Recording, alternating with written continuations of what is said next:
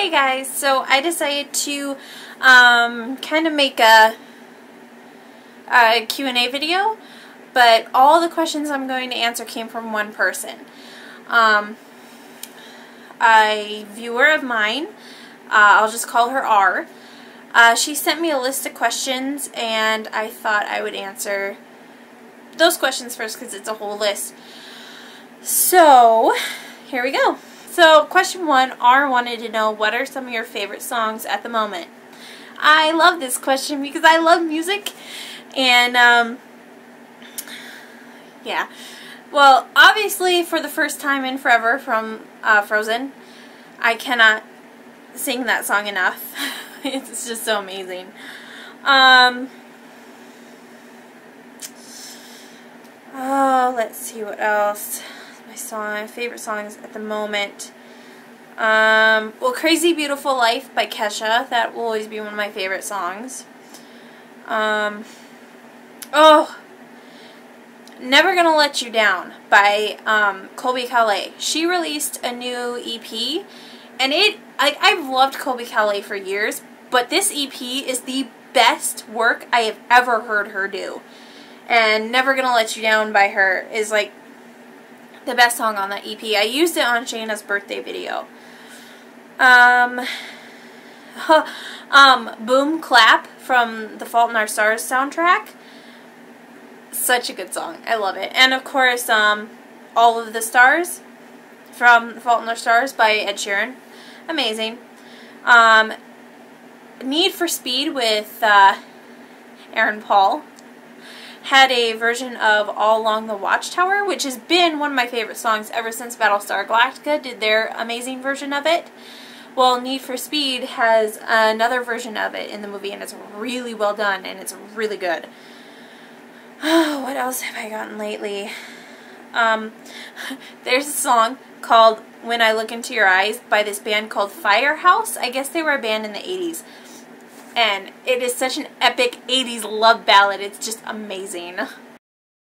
So her next question was, what are your top 3 favorite YouTubers? Definitely Shay. The Shaytards. Next would have to be the Rooster Teeth gang. I mean, I think I don't know if they're technically YouTubers. I mean, that's how they make their money, is YouTube. But yeah, the whole Rooster Teeth gang, whether it's Red vs. Blue, or the animated adventures, or just the video podcasts, or Achievement Hunter, or Rage Quit. Oh my god. Such good videos. And I guess my third favorite would have to be Jenna Marbles. I will be incredibly truthful that a lot of her newer stuff, I like when she just did her once a week videos and they were like little short videos on this or on this, and it was so funny. And I don't know, just lately her newer stuff isn't that great. Question 3 is, what is your opinion on The Fault in Our Stars? I love the book. So good. It's the first John Green book I ever read. And then, of course, the movie was phenomenal. Like, perfect. And the soundtrack is just mind-blowing. Next question is, favorite Disney princess? That would be Rapunzel. Very, very closely followed by Belle.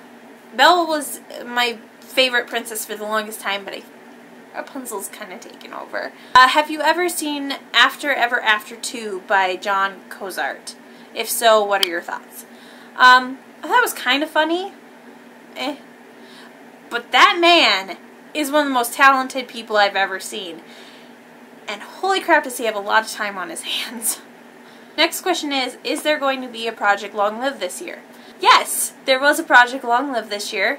I only got to participate right at the last second. You guys will see that video, or will have already seen that video by the time this comes out.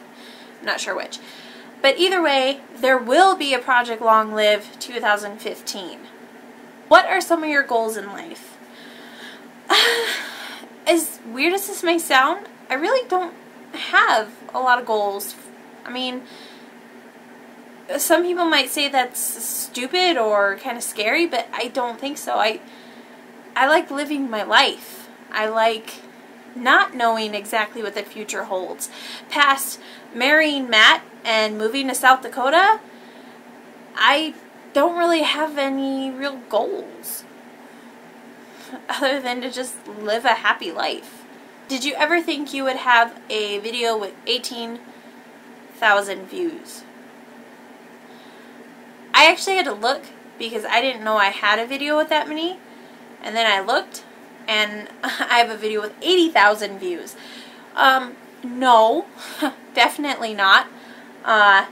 It still shocks me. Every day I get emails saying that 2 or 3 or 4 or 5 new people have subscribed to me, and that is mind-blowing. I still can't get used to that. Coke or Pepsi? Coke, unless it's cherry Pepsi. I have this really weird thing. I can't explain it, and it baffles people, but I hate Pepsi. It's so disgusting. I will drink Coke, Diet Coke, vanilla Coke, any kind of Coke. I love it. But I will drink cherry Pepsi like there's no tomorrow, and I don't know why. I don't know why. There isn't that big of a difference. What advice would you give to people with suicidal thoughts? That's a difficult question. I mean, it's not difficult, but people might not like my answer. I would be a little more sensitive than this, but basically I would tell them to... no, I wouldn't say anything mean, but I think suicide is a very selfish act, and I've already made it clear to people that if I have a friend or family member who commits suicide, I won't go to their funeral. I will refuse, because that is the most selfish thing you can do, is to remove yourself. I mean, I get it. You might be in pain, and you might think that there's no end in sight and no hope, but there's help you can get. There are things you can do to try and help yourself out of that state if you really try. If you don't just let yourself sink down because you feel sorry for yourself or whatever, there is help for you. I refuse to believe that there is no one beyond help. And so just removing yourself from everyone's lives, everyone you might touch someday, everyone who you've helped so far, everyone who has helped you, is incredibly selfish. To just remove yourself with no real explanation, no closure or anything. And it's just, there is no lost cause. No truly lost cause. And so I would just tell someone with suicidal thoughts to just give it one more day. And if they ask me the next day what to do, I'd tell them to give it another day. Because you never know when everything is going to turn around. I found a picture, actually. I was on Tumblr, and I found a picture, and it says, it's a guy holding up a picture. It says, suicide does not end the chances of life getting worse. Suicide eliminates the possibility of it ever getting better. And I think that is perfectly spot on. So, next question is, as a child or adult, have you ever gotten into video games such as Pokemon or Zelda? No. Although, I bought Matt a, wow, puberty. I bought Matt a special edition Yoshi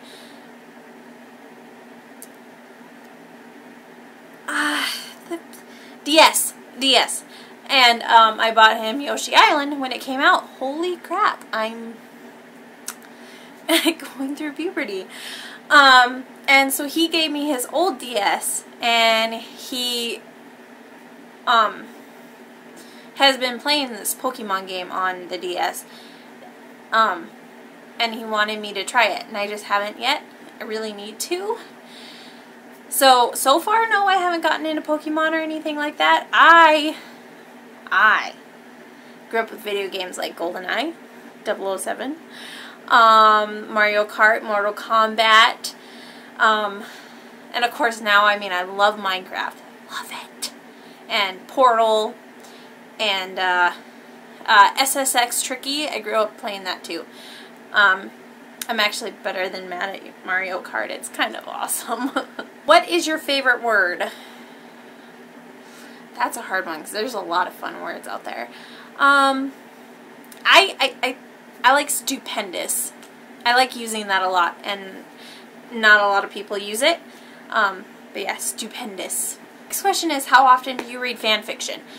Not very often anymore. I mean, back in like between 2007 and probably 2010, 2011, I read a lot. Harry Potter fan fiction. But I don't think I've read any fan fiction for probably a good 2 years now. What are some recommendations for fan fiction? I read a lot of Harry, Hermione, Harry, Ginny. Did I say Ron, Hermione? I read a lot of Ron, Hermione. A lot of Harry and Ginny. And of those, I don't like remember titles or authors or anything. But there was this one. It was like, it was huge. It was about a whole book length long. And it was all 7 books and a little beyond, told completely from Ginny's perspective. And it was amazing. Whoever was the writer, it was really impressive. I can't think of the name of the fan fiction. I think I found it on MuggleNet though, in their fan fiction section. But I bet if you go into Google and type in Ginny Weasley fan fiction, you'll probably find it. Last question is, what do you think about the fact that someone attempts to commit suicide once every minute and one person succeeds once every 16 minutes on average? I think that's really sad, because that just means there's a lot of people out there that don't have anyone looking after them, that don't have any kind of hope, and that is a very sad life if you don't have hope.